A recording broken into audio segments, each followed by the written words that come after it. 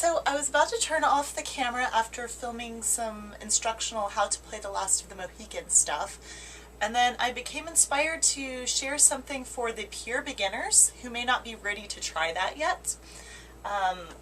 So I'll do two different videos for you guys, and the first one is going to be how to hold the bow. So when you're doing your bow hold stuff, put the violin away, put it away for days at a time, and just worry about holding the bow. Don't even think about that stuff yet. And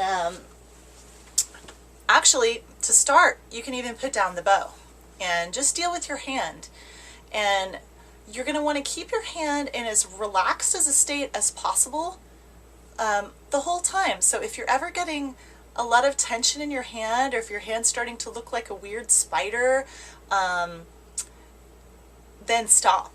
Just stop what you're doing, shake out all the tension in both of your hands, and then start over with a relaxed hand.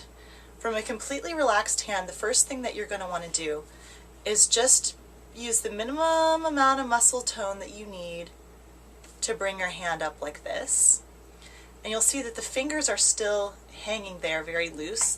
This is very close to the way you want your hand to look when you're holding the bow.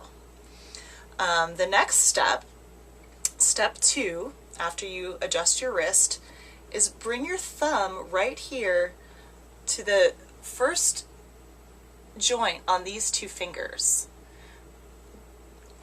These two fingers are going to stay buddies and kind of work together through the bow hold, and your pinky is going to work as a little balancer with your thumb as a fulcrum and your index finger laying gently on the bow. So now that you have this, kind of play around with the fact that you can still move these two fingers freely, because this is going to be part of what you do while you play, depending on if you're playing at the very tip of the bow or close to the frog, which is this part. For some reason it's called the frog. Is going to depend. That is going to decide how much of each of these fingers is going to be pressing on the bow, while these two are just going to be kind of your stability there with your thumb. So once you have this kind of idea going on, there's something that I want you to check for, and then to continue to check once you're holding the bow. And that is that this joint stays bent, like you see mine right now, and that it stays nice and open and round here, rather than squishing off like this. This is another thing. If you start seeing this kind of action, stop and start over. Don't even try to fix it from there. Just stop and start over. That way you can release all of the tension in your hand and have a totally fresh, good start. So, once you're here, then you can start to introduce the bow. By the way, you can do this anytime, while you're driving in the car, waiting in line at the store. People think you're a little weird, but it doesn't matter. Now when we're going to introduce the bow, we can start again from a totally relaxed step 1, and then before you do step 2 and bring the thumb to meet right there, go ahead and slide the bow stick right along those two joints that you're about to touch with your thumb,